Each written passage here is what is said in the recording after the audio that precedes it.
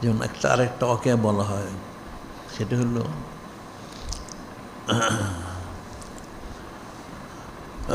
হযরত সৈয়দুনা ফারুকে আজম আলাইহিস সালাম ওনার সময় একটা ঘটনা।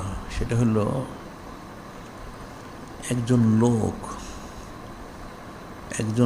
একজন বেদুইন, আরবি বেদুইন বলে আরবি যারা, একটা লোক আসলেন, উনি সৈয়দুনা ফারুক আজম ওনার কাছে, তার কাঁধে একটা বাচ্চা শিশু কাঁধের মধ্যে করে নিয়ে আসছে। এসে বলল, হে হযরত সৈয়দুনা ফারুক আজম, উনি তখন খলিফাতুল মুসলিমিন, আমিরুল মুমিনিন। কিন্তু খলিফা ওনার অনেক দায়িত্ব, মানুষ এত কথা শোনার সময় নাই। তারপরেও লোকটা বলল, হুজুর আমি আসছি আপনার কাছে একটা বিষয় বলার জন্য। তিনি বলেন, কি বলবে? যে আমি একটা আয়াত শরীফের হাকিকত বর্ণনা করব। একটা আয়াত শরীফের। যে কি হাকিকত? সে বলতেছে যে আমার বাড়ি হচ্ছে অমুক স্থানে, আমি ওখানে থাকতাম। লোকটা হলো খুব সচ্ছল যে তা না, সে দিন আনে দিন খায়। তার ঘর বাড়ি ছিল অর্থ হইল সেখানে তার একটা সোনের ঘর ছিল, একটা মহল্লা, সেখানে সে একটা সোনের ঘরে সে থাকে। সে বিবাহ শাদী করছে, তার আহালিয়াও ছিল, কিন্তু এখানে সে কাজকাম খুব একটা পেত না, যার জন্য আর্থিক কিছু সমস্যা ছিল। তো সেই জন্য তার আহালিকে সে বলেছিল যে সে একটু দূরে কোথাও যেয়ে কিছু কামাই রোজগার করে টাকা পয়সা নিয়ে আসবে। তো তখন তার আহালিয়া বলেছিল, আপনি যে দূরে যাবেন কামাই রোজগার করতে, তাহলে তো তাড়াতাড়ি আসতে হবে, কারণ ওই লোকের আহালিয়া হলো সন্তান সম্ভব।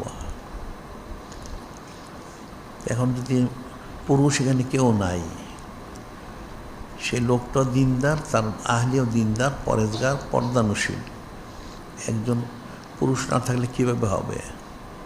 তো সে বলল ঠিক আছে, সে যত তাড়াতাড়ি আসবে। এরপর সে বলল ঠিক আছে, আমি যে ফাল্লাহু খয়রুন হাফিজাও ওয়া হুয়া আরহামুর রাহিমিন, আল্লাহ পাক উত্তম হেফাজতকারী, তিনি দয়ালু করুণাময়।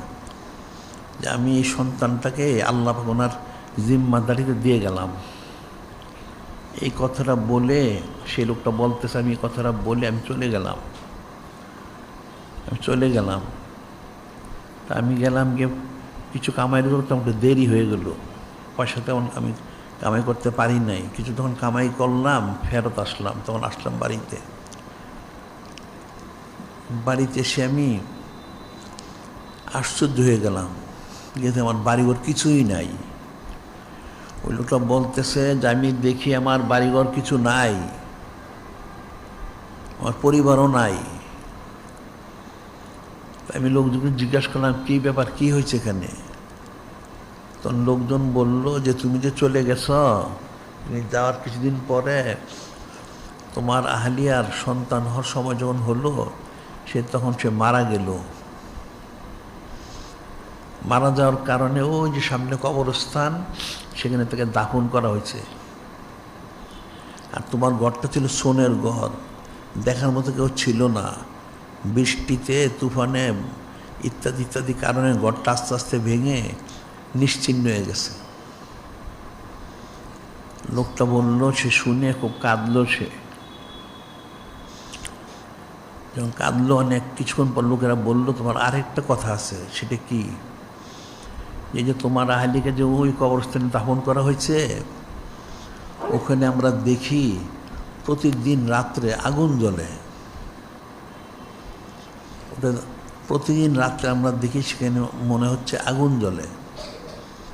কেউ আর কাছে গিয়ে দেখে নেয়, দূরের থেকে। এটা শুনে লোকটা আরও কাঁদলো, যে তার আহলিয়ার কবরতে আগুন জ্বলার কথা না। সে তো নেককার, পরেজগার, দিনদার, পর্দানুশীল, ঠিক আছে। সে থাকলো সেখানে। সন্ধ্যার পরে সে দূরের থেকে দেখা যায় আগুন জ্বলে। সে আস্তে আস্তে সন্ধ্যার পর একা রাত্রে ওই কবরস্থানে সে গেল। যখন কবরস্থানে সে গেল, যে দেখে ঠিকই দেখা যাচ্ছে মনের ভিতরে আগুন জ্বলতেছে। সে কাছে গেল, তার আহলিয়ার কবরে গিয়ে দেখে তার আহলিয়ার সিনা বরাবর একটা ছিদ্র, ভিতরে মনে হয় বাতি জ্বলতেছে। ভিতরে মনে হচ্ছে কোনো বাতি জ্বলে, সেটা আলোটা বেরোচ্ছে, দূর থেকে মনে আগুন জ্বলে। সেজন কাছে গেল, উকি দিল ছিদ্র দিয়ে, দেখতেছে একটা বাচ্চা শিশু, তার আহলিয়াতে ইন্তেকাল করেছে, তার সিনার উপর একটা বাচ্চা শিশু গড়গড়ি খাচ্ছে। একটা বাচ্চা শিশু তার আহলিয়ার সিনার উপরে গড়াগড়ি খাচ্ছে। সেজন্য উকি দিল, তখন একটা গায়েবী একটা নেদা হলো, হে ব্যক্তি, তুমি যখন সফরে যাচ্ছিলে তখন তোমার এই সন্তানটা আমার জিম্মাদারিতে দিয়ে গিয়েছিলে। তো তোমার সন্তানটা তো সেখানে জমিনে হয়নি, এখানে কবরে সে জন্মগ্রহণ করেছে, এখানে আমি তাকে কুদ্দুসিভাবে লালন পালন করতেছি। সুবহানাল্লাহ। এখন তুমি এটা ফেরত তাকে নিয়ে নাও। ছিদ্র ছিল ছোট, যখন সে হাত বাড়ালো ছিদ্র অনেক বড় হয়ে গেল, সন্তানটা তার কোলে চলে আসলো। সুবহানাল্লাহ। যখন সে সন্তান কোলে নিল, নেওয়ার পর আরেকটা নেদা হইল, যে ব্যক্তি তুমি তোমার সন্তানটাকে আমার জিম্মাদারিতে দিয়ে গিয়েছিলে, আমি ফেরত দিলাম। তুমি যদি তোমার আহলিয়া সহ আমার জিম্মাদারিতে দিতে, তাহলে তোমার আহলিয়া সহকে আমি ফেরত দিতাম। সুবহানাল্লাহ। ওই লোকটা বলতেছে, হে হযরত সাইয়্যিদুনা ফারুক আযম, এই যে সন্তানটা কাঁধে দেখতেছেন, এটা হলো ওই সন্তানটা যেটা কবরে জন্মগ্রহণ করেছে। সুবহানাল্লাহ। ফাল্লাহু খায়রুন হাফিজাও ওয়া হুয়া আরহামুর রাহিমিন। আল্লাহ আমাদের দয়ালু, কতটুকু হেফাজতকারী, কতটুকু দয়ালু। ঠিক একইভাবে নূরে মুজাসসাম হাবিবুল্লাহ হুজুর পাক সাল্লাল্লাহু, তিনিও দয়ালু। রাসূল ইসলাম খায়রুন হাফিজাও ওয়া রাহমাতুল লিল আলামিন। এখন আল্লাহ ওনার রহমত জিম্মাদারিতে দিয়ে গেছে, সে কিন্তু ফেরত পেল। তাকে বলা হলো, তোমার সন্তানকে তো দিলাম, তুমি যদি তোমার সন্তানকে সহ তোমার আহলিকে সহ আমার জিম্মাদারিতে দিয়ে যেতে, তাই দুইজনকে আজকে আমি ফেরত দিতাম। সুবহানাল্লাহ। সেটা রহমত মির রাব্বিকা। এখানে ফিকিরের বিষয়। ইন্নাহু সামিউল আলিম, আল্লাহ সব শোনেন, সব জানেন। অনেক লম্বা কথা।